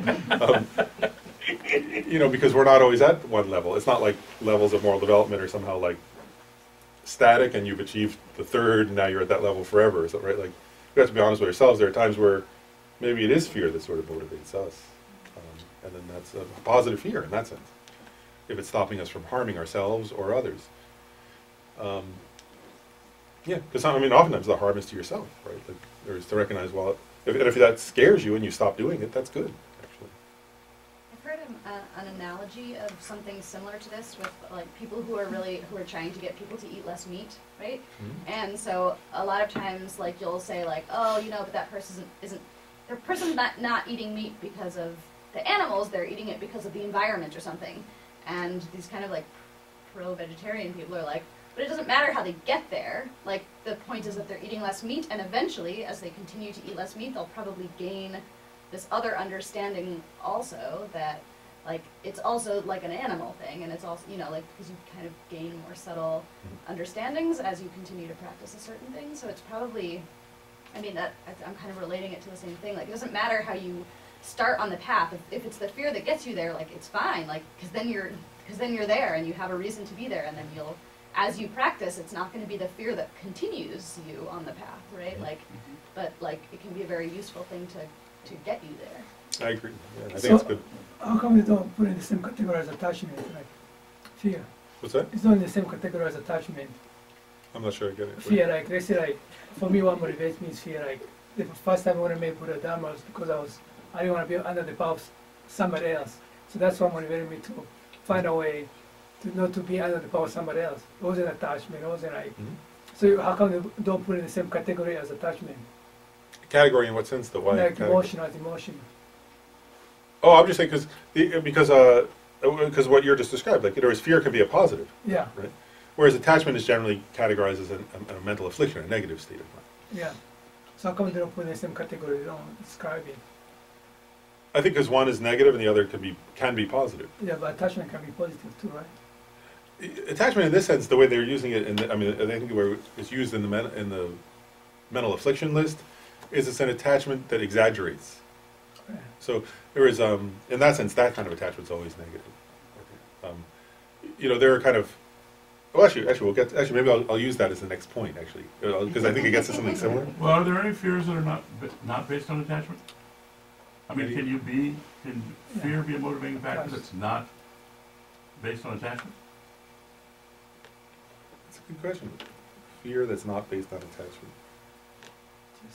But when I said before it's selfish, that's what I meant. I mean, Yeah. to me, these are stages of the path, right? So fear is all about you. It's all about me, right? I'm afraid of something for how it's going to impact me either now or, you know, in an eon from now, but it's all still based on my perception of me, so it's attachment. I agree, except unless, and this is what I was saying to Lisa, I'm just not sure. Like, there are times in texts where it'll say, you know, the Bodhisattva, for example, like, I can think of an example, there's an example of it in a text where it'll say, the Bodhisattva takes refuge out of fear of others' suffering. You know, like that a Bodhisattva that Bodhisattva no longer has self-centered fear, but they sort of, that's the way it's described, is they have a fear of other, which I guess you could. To me, that's not fear. To me, that's not fear. That's just that's hyper. I don't know. Hyper compassion, right? That's what I'm saying. The use of the word, I'm not sure. Maybe that's a bravery, not a fear. This is the opposite of fear. When I've asked Kim Rinpoche the same question, I mean, and he gave me a very short answer, because I'm the sort of guy who doesn't fear anything, you know, and I'm like, I need some fear in my life. And I kept on saying, Kensel Rinpoche, you know, I don't fear. And he kept on saying, no, you got to fear. You know? So I still haven't gotten my answer. Well, I think the other side of it is that fear is an essential part of motivation up to a certain stage. I couldn't necessarily describe it, but if you're not afraid of your imminent death and where you're going to end up, then it's really hard to get motivated, even if you believe it. If you don't have an appreciation for what can happen. To me, it's part of the path. Tolberg even provides fear, I think, as the first step in moral development, doesn't he? There is a kind of, yeah, there's a level of moral development Yeah. there, that's where I was borrowing that from, actually, what I was saying, yeah. Well, and I just want to make one other point, though, like, related to the point that both Rajiv and Jeff were saying, and it's, you know, there is a kind of fear, actually, I mean, that most fears, of course, are self-centered, right? Like, I'm attached to something, and I don't want to lose it, or I want to have a certain status, I'm afraid of losing it, or I want to have a certain comfort, or whatever. But just to, I mean, to give a, say this right. I think it gets at the bodhisattva points. I'll use a metaphor or an example or something. If like a, I'm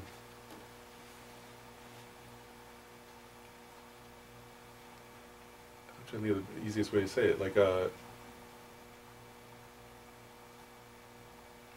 you know, like I'll use a simple example here. Like, if you imagine somebody like is responsible today for a certain child, and then they see that the child's in danger, that, you know, they turn their back, and the child's near the traffic, and a car is coming or something.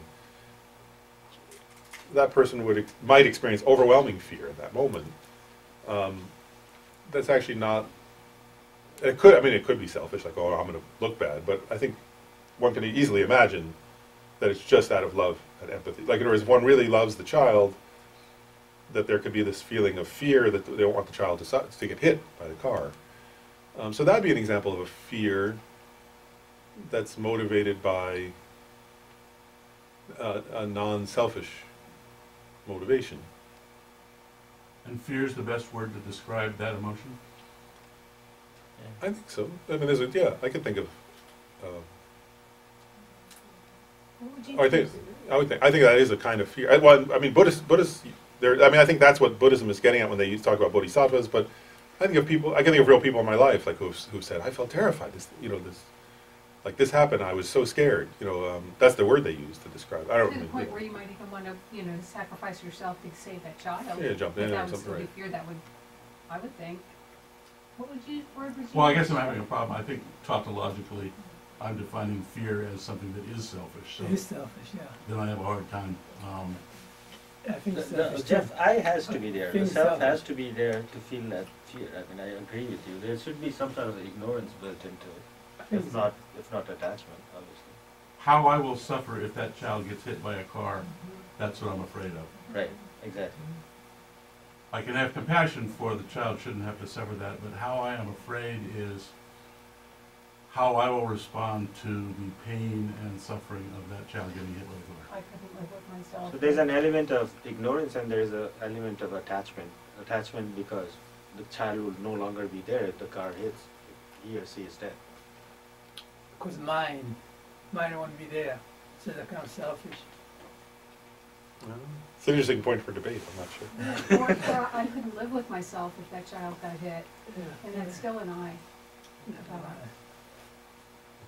It's it's possible I'm not it's willing to selfless. accept. I'm not willing to accept anything that's not selfish. So It's selfish, yeah. that's Well, possible. it's a Oh, good yes. point. I mean, it makes a good point. I'm just trying to even in my head come up with a scenario where fear wouldn't be based on attachment and. I mean, it could also be like the clinging to the idea of inherent existence, right? So even if you're not thinking of yourself necessarily, like that child is still inherently existent to you. So when you have that, when you don't have like a full understanding of like emptiness of all things, then like the Yeah, inherent I'm- existence of yourself is like also imputed in the inherent existence of that child, right? I think that's So part of it. Yeah, yeah. it's like a mirror reflection kind of. Mhm. I don't know, you see like a child and you're like, that child is an inherently existent thing, and that makes you afraid because you feel like you are too. So like even if you don't think about it like that, like it's probably what's happening, right? You're clinging I think to that's right. life. Like our hearts, they don't have motivation, they don't have bodhicitta motivation, but they have fear of samsara. So they use that as motivation to get out of samsara. So I don't think, but still, it's selfish. Yeah, I'm not sure. So, well, I'll go on to text. I'm not sure, honestly. I mean, it's good discussion. I think it's good to think about, but I'm not sure. Okay, we're done. Couldn't you I wanna- want to Okay. save like an animal? I mean, I'm really going to the basic now.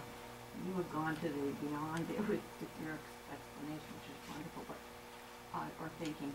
But you could, like, if I see an animal that is hurt, no one's around, and I decide to help that animal. I mean, I don't see where any attachment is connected to that. You know, actions don't always have to be, I think it can, in certain things, you know, if, I don't understand why there's, I understand what everyone's saying, but I do think there are reasons to act with a fear that is without any attachment to what would be the repercussions on me. I completely agree. It's just, I'm not sure that fear is the right word then. If you, Oh, yeah, I know. you see an animal that is injured What's your fear? and you want to You wanna help it. take that animal out of the pain or fear or the situation that they're in, what is the fear then? Right. Or is it more empathy or more We're back to what you were saying, so. compassion? Yeah, or, yeah, that, absolutely. I'll just, I mean, I don't have a Buddhist answer to this. My experience is more similar, my own experience on the topic is more similar to yours, Lisa. Like in the sense of, I can think of many examples where, like, I'm looking at either there's an animal or a person, and for me it's grounded in empathy. In other words, there are times where, like, even, like, the animal or the person, maybe they're not afraid, because they don't see that they're in danger. But out of empathy, in other words, I'm putting myself in their perspective through empathy, and then I start to feel afraid for them. And my experience of that is I'm afraid for them. Like, you know, I see somebody, what's the word, like, you know, making a series of decisions, and I'm sort of empathizing with them, and they're saying my decisions are fine, but I'm sort of, or an animal is in a situation where it's in danger, and so my experience is like yours, what you're describing, where, like, in my subjective experience, I would say, that's definitely what I would say, is I would say I'm feeling something, oh, it's a fear for them, because I don't want them to suffer in this way, and I see that they're headed towards an experience of suffering. So that's my subjective experience of that topic, like, is that I've often had that experience where, and I would definitely label that fear, from my own experience, like, it's like, I don't want this animal to suffer, but I see it's headed towards that You would not label experience. that as compassion? Sometimes it's compassion, but sometimes there's an element of, like, Fear-driven of a compassion. kind of fear, a fear of a specific experience they may go through. You know, like, I mean, there's an underlying compassion there in that context. I can certainly see that. But the experientially for me, it's like, you know, there's a general feeling of compassion, but there's like a fear of this specific, like, I don't want them to have this particular, it's a fear of them having a specific experience that might be bad for them, might hurt them, might, you know, so that's my own experience of the topic, but I'm not sure, you know, I think it can be debated. But Dr. Lauren, that's the whole debate. Like, when I say fear, my definition of that is when it's an unknown territory, then the fear arises for me. If something is not known to me, and then the fear arises. But then if it's known to me, there's no scope of a fear arising, because you already know what's happening. You know that the animal is going to suffer. You know that your kid is going to die. So this, I don't know how to explain it to you. As long as the territory is known, why do you need to fear?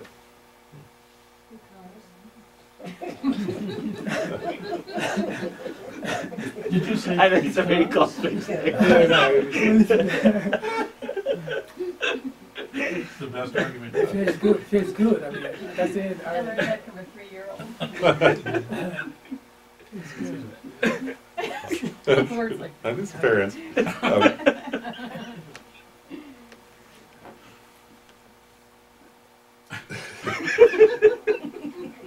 The next point Lama Tsongkhapa makes is this.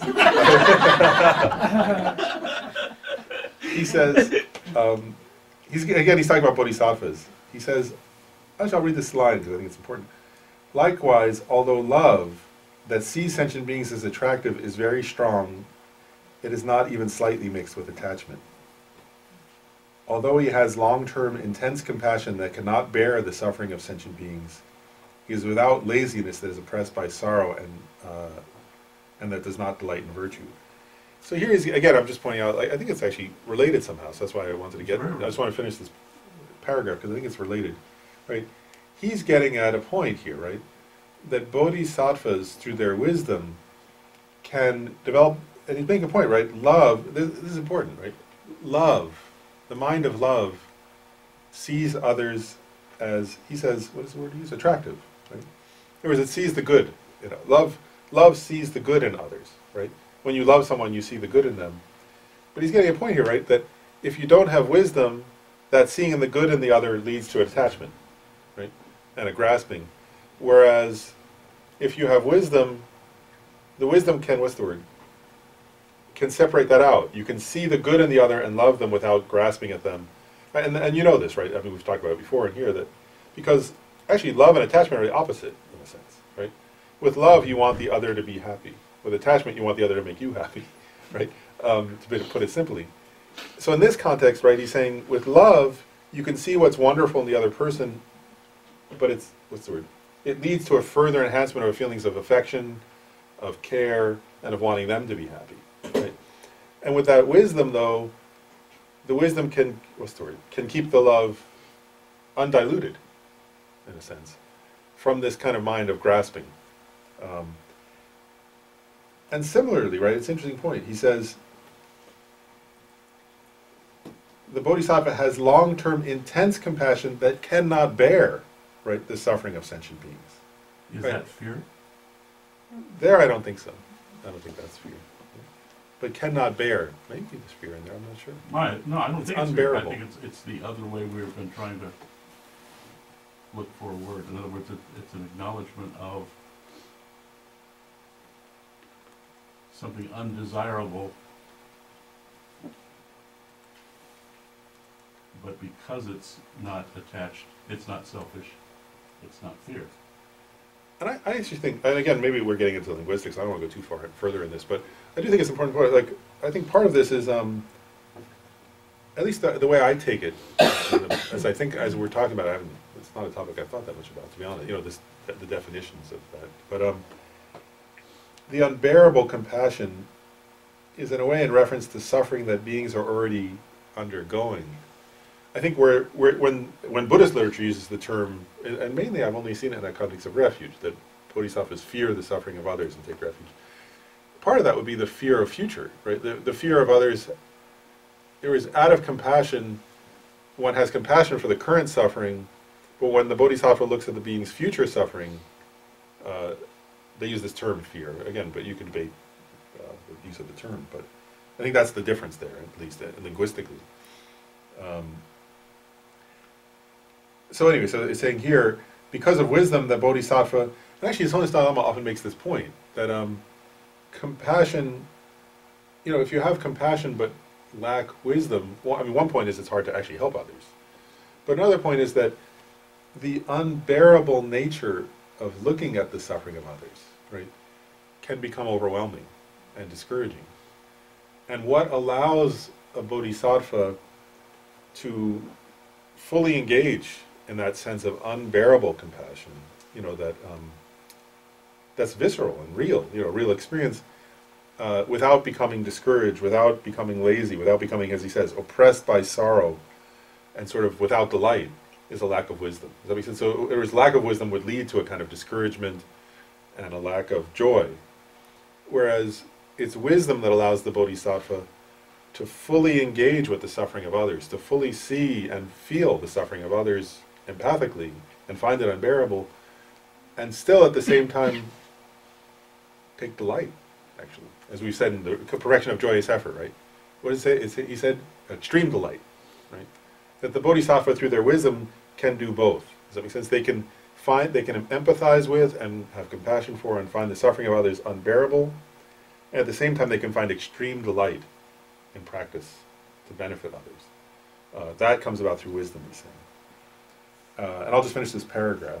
So then he says, although he or she possesses immeasurable joy, the bodhisattva is without restlessness that distracts the mind from the observed object. Although the bodhisattva possesses great and continuous equanimity, he does not neglect the welfare of migrating beings, even for an instant. he does those deeds out of wisdom because the equally strong obstacles to accomplish them are ceased through wisdom. And so just the last point I'll make here, because we're just about out of time, is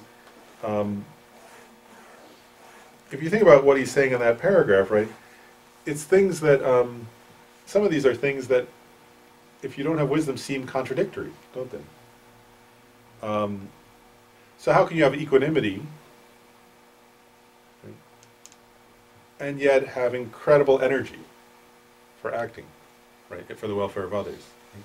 Ordinarily, we only act, ordinary people, right, we act based on prejudice, right? Like, whereas I'll act for my group, but not for others. Right? But somebody who has, and we think, oh, equanimity means I don't care, right? And sometimes we think that, like, oh, I don't, like, oh, I don't have any preferences, so I won't do anything. Here he's pointing out bodhisattvas, through the power of their wisdom, right? It resolves these contradictions. Does that make sense? Or seeming contradictions. So the bodhisattva can engage with objects that ordinarily would seem desirable, but not get caught up in pride and craving, right? But rather acts with compassion. The bodhisattva can love others with great appreciation for what's good in them, but doesn't become attached to them to use them for one's own, what's the word, like attachment, where you're relating to them to make me happy, right? The bodhisattva relates to them out of love. And the same thing, right? The bodhisattva can have compassion for others' suffering and look at their suffering, like really look at it and really see it and really feel it, but not become discouraged. Those things are possible only through wisdom, is what he's saying. And so part of the point here, to conclude, because there's more the next week, or next time rather, we'll get to it, but part of the point here is, just to summarize for today, is we're contemplating these qualities really in order to develop enthusiasm, recognizing, oh, only wisdom can give me that. Does that make sense? I want to help others. If you feel I want to help others, but then you recognize, well, if I try to do that without wisdom, I'm going to make a mess of things sometimes. Then you want to cultivate wisdom, right? If you feel like, wow, when I really get the unbearable nature of suffering of others, I become discouraged and overwhelmed, and then sometimes I shut down or I don't do as much. Then you have to recognize, well, the only way to overcome that is wisdom. Right? If you start to feel for yourself, right, like, I don't know how to cultivate joy in the face of all the suffering I see, then you recognize, well, the only way to do that is I have to cultivate wisdom, right? And if you understand these points, you start to feel, wow, let me get some of that. Like I want to start, like I need that wisdom. And I'll just conclude by saying this. And that's the point of this paragraph, this section of the text, is develop enthusiasm, because really cultivating wisdom, as Lama Tsongkhapa will say in the next two pages, requires effort over time, right? There is, nobody becomes, like if you look around, it's just true, right? Nobody becomes wise, like, you don't become wise through a weekend course, right? Like, and you don't become wise by reading a single book, right? And you don't become wise by doing a weekend retreat either, right? Like, really developing wisdom takes time, and I tell this story. I remember when I was talking to Kent Rinpoche about I was asking about his life, and he said, oh, then I became a monk, and I was like, I think he was 8 or 10 years old or something. I think he was 8. I think I remember right. And then he became a monk, and he said, and I went to the monastery and I started memorizing texts, like doing the memorization that young monks do. And I stupidly said, oh, when did you finish your memorization phase? And start your real studies? And he said, not yet. And I was like, stupid question. Because part of my point is like, right, what he was really saying is like, right, cultivating wisdom is a lifetimes long process that you're not done with easily, right? And wisdom is, that's one of the wonderful things, we'll get into that, about wisdom, right? There's also nobody can steal it from you, nobody can take it from you. It's the wealth that goes with you when you're sick, that goes with you when you're well, that goes with you when you're alone, and with you when you're with friends. Like, so you're attached to it, in other words.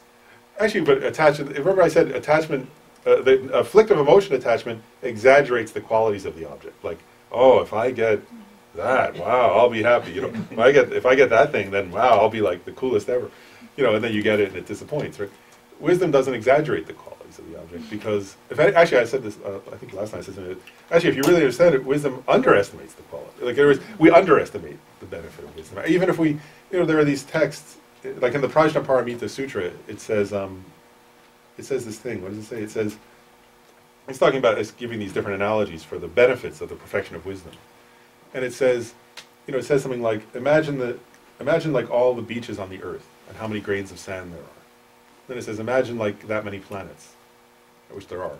That's what we heard. And then it says, and then imagine all the beaches on all those planets, right? And then it's like, and imagine filling that many worlds then, all those beaches, that many worlds, with like diamonds and sapphires and rubies and emeralds and gold and silver, and offering that to the Buddha, right?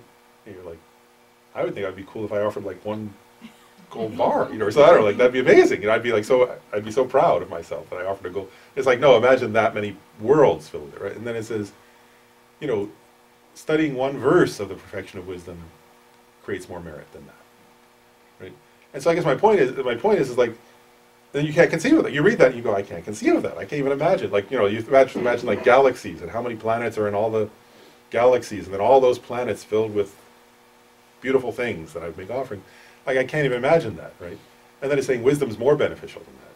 So my point is actually with wisdom, if you think of that part of the Perfection of Wisdom Sutra, actually we don't overestimate, we underestimate, right? Even if I think wisdom's great, I don't really understand how great it is, because I underestimate the value of wisdom, and we overestimate the value of the objects of our attachment, like other people or money or fame or. Wisdom can motivate you, though. What's that? Wisdom can motivate you. Can get motivated by wisdom. Can still be lazy. Can have wisdom, be lazy. Yeah. If you actually, what Lama Tsongkhapa just said, if you have real wisdom, you won't be lazy. Well, Santideva was lazy. I mean, you can. He wasn't lazy. Think about it. You can be lazy. People thought he was lazy, but he wasn't lazy. Important distinction. They called him lazy. Look at arahats. They don't do anything. They just achieve wisdom, then they don't do anything. They're lazy. I mean. Oh, I see what you're saying. Yeah, you can achieve it because you don't have a strong motivation. Like Bodhisattva can motivate. Oh, I see. Yeah. So what he's saying is bodhisattva. Actually, I should clarify. He's saying bodhisattvas with wisdom won't be lazy. That's what he's saying. But we should do the dedication. Okay. So the supreme jewel bodhicitta, where it has not arisen, may it arise and grow. Where it has arisen, may it not decrease, but increase more and more.